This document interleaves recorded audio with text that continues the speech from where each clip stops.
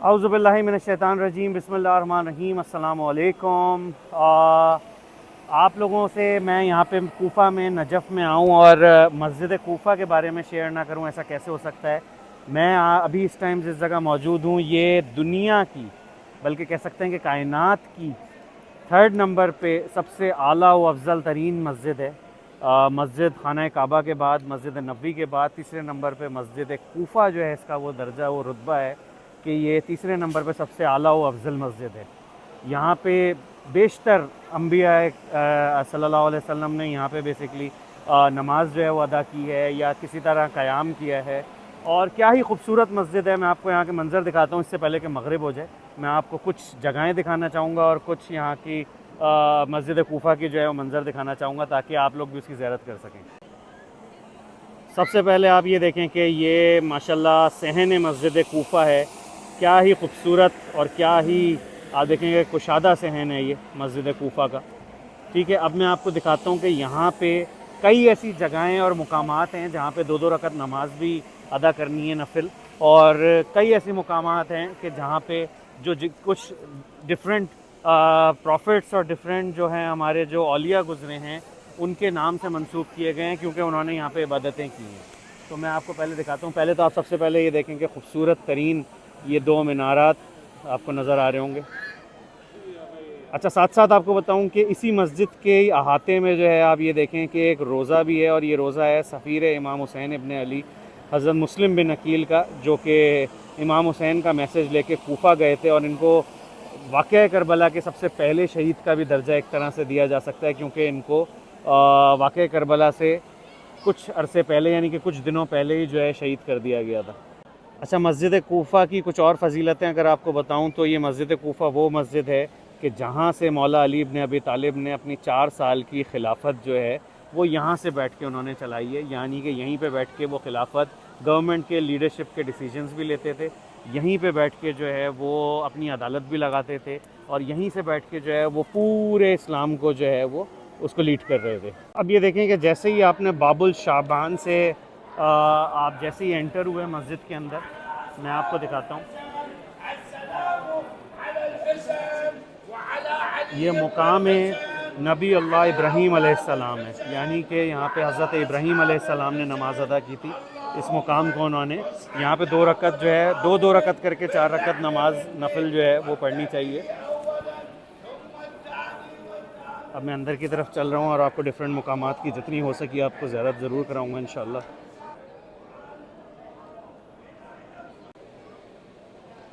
अब ये देखें कितना खूबसूरत इन्होंने जो है बीच में बिल्कुल सहन मस्जिद कूफ़ा के अंदर जो है आप ये देखें कि पानी की सबील का सिलसिला रखा हुआ है, और साथ साथ ये जो है बिल्कुल साफ़ सुथरा पानी इन्होंने वज़ू के लिए रखा हुआ है कि लोग यहीं से, आप देखें, यहीं से वज़ू करें। मैंने भी बल्कि सुबह में यहीं से वज़ू अदा किया था। अच्छा, लेकिन सिर्फ इसकी इम्पोर्टेंस जो है वो ये नहीं है कि ये पानी पीना और वज़ू के लिए जगह बनी हुई है, जबकि आपको थोड़ा सा और मैं इस चीज़ से आगाह करूँ कि ये एग्जैक्टली वो जगह है कि जहाँ से पानी निकला था हज़रत नूह की कश्ती के लिए। यानी कि हज़रत नूह ने जो है कश्ती यहीं पर ही तामीर की थी, और यहाँ से फिर अल्लाह ताला ने जो है ज़मीन के अंदर से थोड़ा थोड़ा थोड़ा करके पानी निकलना शुरू हुआ था। वो पानी फूटना शुरू हुआ था बेसिकली, और वो पानी बढ़ते बढ़ते एक तूफ़ान की सूरत ले गया था, और लोग फिर यहीं से वो कश्ती जो है वो परवान चढ़ी थी बेसिकली।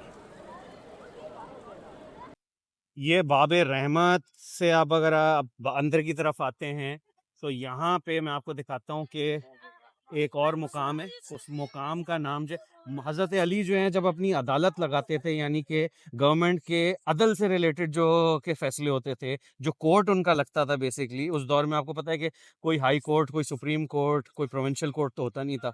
तो इस्लाम का ही शरिया कोर्ट होता था। तो शरिया कोर्ट मौला अली इस जगह पे बैठ के बेसिकली करते थे, जिसका नाम है मुकाम है दक्कतुल कज़ा। दक्कतुल कज़ा जो है ये वो मुकाम है कि जहाँ पे मौला अली अपना कोर्ट जो है वो इस्टेब्लिश करते थे, और यहाँ से फैसले करते थे। वो सारे सिविल और गवर्नमेंट लेवल फैसले जो हैं वो यहाँ से होते थे। इसके बाद अगर मैं फिर आगे आ जाऊँ, तो ये है मुकाम बैतुल तश्त। अच्छा, वो वहाँ पे मौला का कोर्ट होता था दक्कतुल कज़ा पे। और बैतुल तश्त की एक अलग स्टोरी है, अगर मुझे टाइम मिला तो मैं ज़रूर आपको सुनाऊंगा। यहाँ पे मौला ने अपनी कोर्ट में ही एक ऐसा फैसला किया था एग्जैक्टली इस जगह पे, कि जो एक तश्ते के अंदर हुआ था, यानी कि तश्ता एक प्याले के अंदर। वो खैर एक अलग स्टोरी है, मैं इंशाल्लाह मौका मिल सका तो इस ब्लॉग के अंदर शामिल करूँगा। लेकिन वो बहुत तारीखी फैसला था, तो इस वजह से वो एक मुकाम बन गया, मुकाम बैतुल तश्त।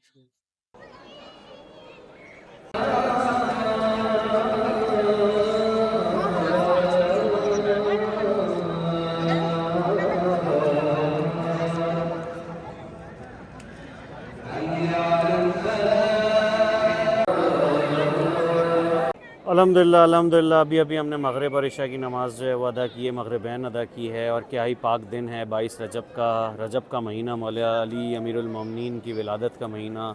और शब जुम्मा पे मस्जिद कूफा में नमाज़ अदा करने का समझ लें लुत्फ़ ही आ गया हो जैसे। मैंने आपको अभी पिछली वीडियोस के अंदर जो है कुछ मुकामात दिखाए थे, अब मैं आपको आगे और भी मुकामात से वाकिफ़ कराना चाहता हूँ। मैं रुकें एक मिनट, आपको लेके चलता हूँ। ये मुकाम है मुकाम नबी अल्लाह आदम अलैहिस्सलाम। ये वो मुकाम है कि जब आदम अलैहिस्सलाम को जो है अल्लाह ताला ने जन्नत से जो है वो ख़ारिज कर दिया था, और उसके बाद कई अरसे तक जो है वो बेसिकली अपनी तौबा में थे।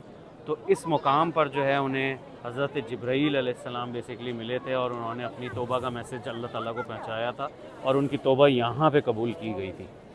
तो सोचें कि कितनी फ़जीलत वाले ये सारे के सारे मुकामात हैं जहाँ पे नबियों की दुआएं और तौबाएं कबूल हो गई। तो वहाँ पे हम भी अल्लाह ताला से यही दुआ करते हैं कि हमारी जो है वो तौबा और दुआएं जो हैं कबूल हो।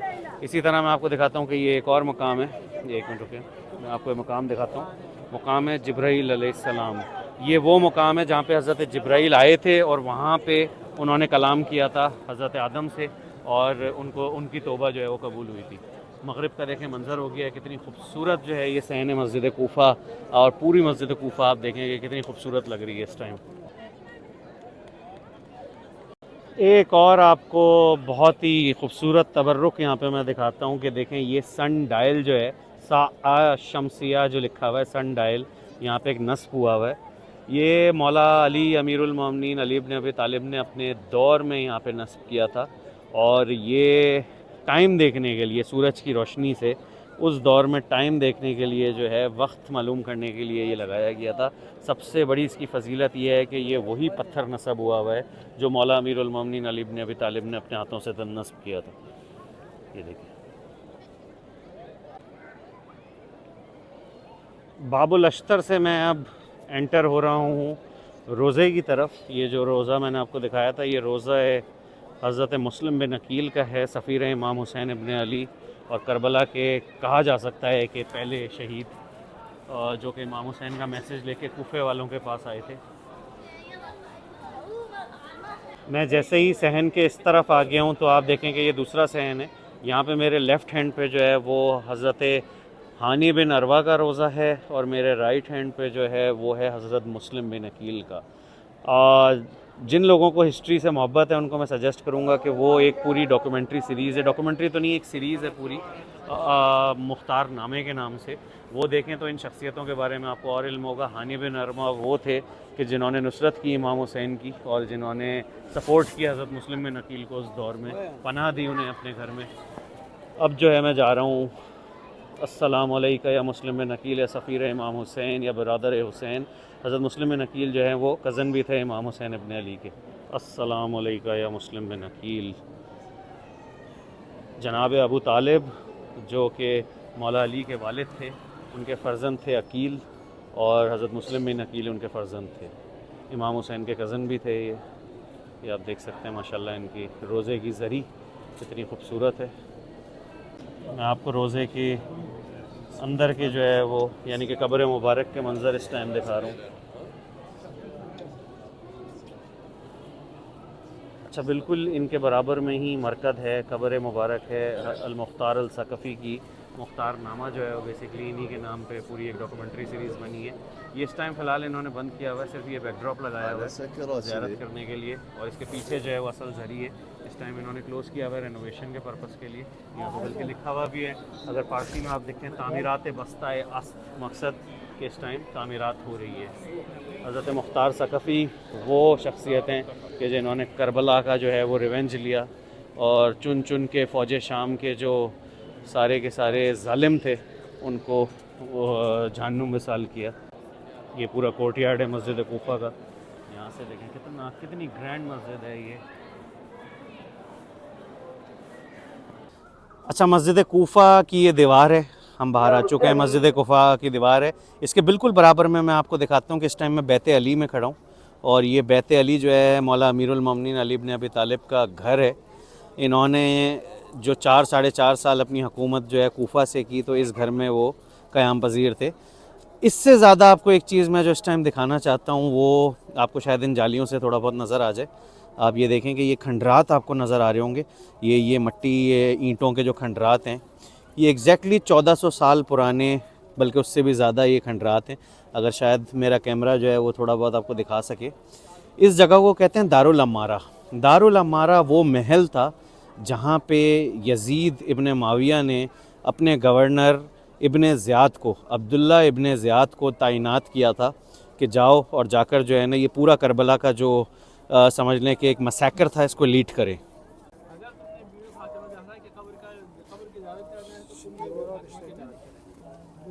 ये देखें, ये खंडरात में खुद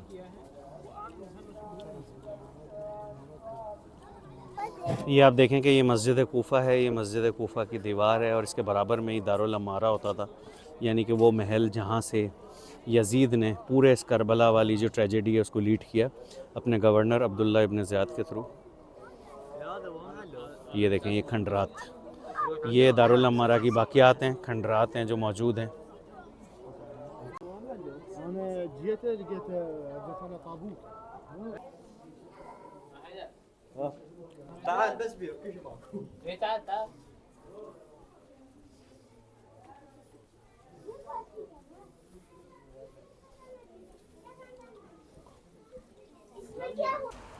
ये मस्जिद कूफा से हम लोग निकल के इतनी वॉक करते हुए, ये रोड देखें माशाल्लाह कितनी खूबसूरत है। इस रोड पे हम वॉक करते हुए और ये जा रहे हैं जनाब मीसा में तम्मार जो कि सहाबी अमीरुल मोमिनीन अली इब्न अबी तालिब थे, उनके मज़ार पे। और कितनी खूबसूरत इन्होंने लोगों को फैसिलिटेट, सवारों को फैसिलिटेट करने के लिए रोड बनाया हुआ है। एक चीज़ यहाँ पे मैं आपको दिखाना चाहूँगा कि कूफे के बारे में लोग हमेशा बोलते हैं कूफे की बेवफाई के बारे में, लेकिन कूफा अमीरुल मोमिनीन के पसंदीदा तरीन शहरों में से एक शहर था। ये देखें, उनका कॉल लिखा हुआ है अमीरुल मोमिनीन अली इब्न अबी तालिब, अल कूफा क़िबलतुल इस्लाम, इतना बड़ा दर्जा कूफे को दिया है। इसी तरह दूसरे वाले फाउंटेन पे लिखा हुआ है अल कूफा किन्जुल ईमान। तो कहा यह जाता है कि कूफियों ने जो है वो इमाम हुसैन को धोखा दिया था। सिर्फ सवाल यहाँ पे ये आता है कि अगर वो लोग इमाम हुसैन के साथ करबला में नहीं खड़े हो सके थे तो मुझे बताएं कि बाकी का जो 22,000 रकबे तक, मुरब्बा मील तक जो इस्लाम फैला हुआ था, तो वो लोग इमाम हुसैन की नुसरत के लिए उस टाइम क्यों नहीं आए।